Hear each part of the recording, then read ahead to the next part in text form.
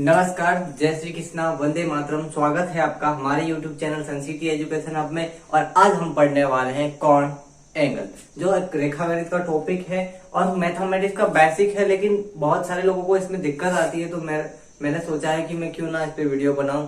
तो आपने वीडियो बना है, बहुत अच्छा वीडियो बना है। वीडियो को लास्ट तक देखें और रिएक्शन जरूर दें, कमेंट करके बताएं कि वीडियो आपको कैसा लगा है।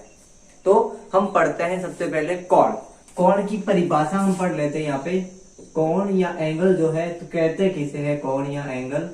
तो हम पढ़ते हैं दोस्तों कि जब दो किरणें एक ही प्रारंभिक बिंदु से शुरू होती हैं, क्या जब दो किरणें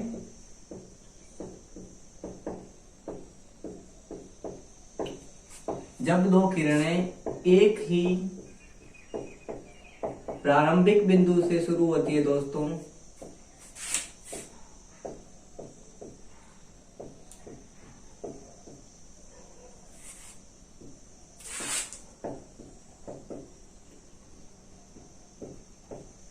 तो बनने वाली आकृति को आप क्या कहोगे? कोण।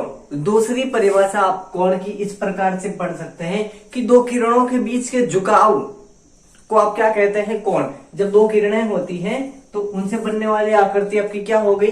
कोण। जबकि उनका एक शीर्ष जो है उभयनिष्ठ होगा, ये इसका प्रारंभिक बिंदु होता दोनों किरणों का, तो ये इनका उभयनिष्ठ हो जाएगा, तो ये आकृति जो बनती है कोण है। दूसरी परिभाषा हमने कही है कि दो किरणों के बीच के झुकाव, तो ये एक किरण हो गई, पहली किरण, और ये दूसरी किरण, इन दोनों के बीच में ये जो झुकाव है, इसके और इसके बीच की दूरी को, इसको हम कहते हैं कोण। मतलब इस आकृति को आप क्या कहोगे? कोण। ये होता है इनका किरणों का प्रारंभिक बिंदु। जब दो किरणों के प्रारंभिक बिंदु आपस में मिल जो उभयनिष्ठ होते हैं, कॉमन होते हैं, तो उनसे बनने वाली आकृति को आप क्या कहेंगे दोस्तों? कोण। अब हम पढ़ते हैं कोण के प्रकार। तो दोस्तों कोण के प्रकार में आपका पहला नाम आता है शून्य कोण, जीरो एंगल। शून्य कोण और जीरो एंगल में क्या होता है, आपको पता है कोण के प्रकार हमेशा कोण के माप के अनुसार डिसाइड किए गए हैं। तो कोण शून्य कोण होता है जीरो एंगल, तो 0 डिग्री के कोण को या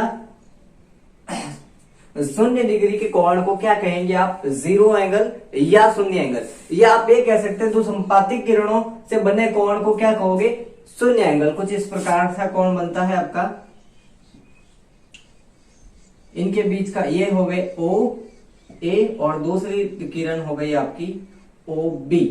तो ओ ए और ओ बी के बीच में कितने डिग्री का कोण बनेगा आपका? 0 डिग्री। तो इसको आप बोलते हैं दोस्तों शून्य कोण। फिर आता है आपका शून्य कोण के बाद में आता है न्यून कोण। तो न्यून कोण में आप कह सकते हैं कि 0 डिग्री से अधिक और 90 डिग्री से कम माप के कोण को आप क्या कह सकते हैं? न्यून कोण। आपको यहाँ पे आकृति दिख रही होगी न्यून कोण की। तो न्यून कोण कैसा होता है दोस्तों? 0 डिग्री से अधिक और 90 डिग्री से कम के कोण को आप क्या कहेंगे दोस्तों? न्यून कोण। फिर आता है आपका समकोण, राइट एंगल। तो समकोण का माप होता है आपका 90 डिग्री। 90 डिग्री के कोण को आप क्या कहेंगे दोस्तों? समकोण। 90 डिग्री के कोण को दोस्तों क्या कहते हैं? समकोण। फिर आता है चौथे नंबर पे आपका अधिक कोण, ऑब्ट्यूज एंगल। ऑब्ट्यूज एंगल का माप होता है 90 डिग्री से अधिक, 90 डिग्री से अधिक और 180 डिग्री से कम। 90 डिग्री से अधिक तथा 180 डिग्री से 90 डिग्री से अधिक तथा 180 डिग्री से कम माप के कोण को क्या कहेंगे दोस्तों? अधिक कोण, ऑब्ट्यूज एंगल। फिर आता है आपका सरल कोण या रिजु कोण। इंग्लिश में इसको कहते हैं स्ट्रेट एंगल। स्ट्रेट एंगल का माप होता है 180 डिग्री। सिर्फ और सिर्फ 180 डिग्री के कोण को क्या कहते हैं आप? स्ट्रेट एंगल या सरल कोण। ठीक है। इसमें क्या होता है कि दो किरणें जब विपरीत दिशाओं में मिलती हैं, तो इसको आप क्या कहेंगे? सरल कोण। एक किरण इस तरफ जा रही है, दूसरी किरण इस तरफ जा रही है, तो इन दोनों के बीच का कोण हो जाएगा आपका 180 डिग्री का। और जब ये कोण 180 डिग्री का हो जाता है, तो ये कौन सा प्रकार हो जाता है दोस्तों? सरल कोण या रिजु कोण। तो दोस्तों 6 नंबर पे आता है आपका वृत्त कोण या प्रतिवर्ती कोण, रिफ्लेक्स एंगल।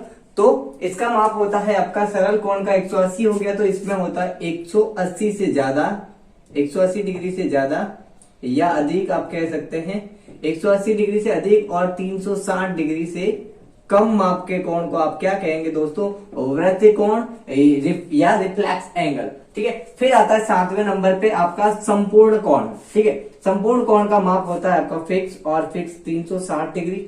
360 डिग्री के कोण को आप पूर्ण कोण भी कह सकते हैं, संपूर्ण कोण भी कह सकते हैं और कंप्लीट एंगल भी कह सकते हैं। ठीक है, और इसका भी आपको वहां पे डायग्राम मिल जाएगा। 9वें नंबर पे आता है दोस्तों आपका पूरक कोण, कॉम्प्लीमेंट्री एंगल। ये होता है आपका जब दो कोणों का योग, जब दो कोणों का योग आपका जब दो कोणों का योग 90 डिग्री होता है, तो उन दोनों कोणों को आपस में एक दूसरे का पूरक कोण कहा जाता है। यह हो गया आपका जब दो कोणों का योग 90 डिग्री होता है, तो उन दोनों कोणों को आपस में एक दूसरे का पूरक कोण कहा जाता है। फिर 9th नंबर पे आता है संपूरक कोण। तो संपूरक कोण में सेम इसके जैसा ही है, जब दो कोणों का योग 180 डिग्री हो, जब दो कोणों का योग 180 डिग्री हो, तो उन दोनों कोणों को एक दूसरे का संपूरक कोण या सप्लीमेंट्री एंगल कहा जाता है। धन्यवाद, बने रहे हमारे साथ।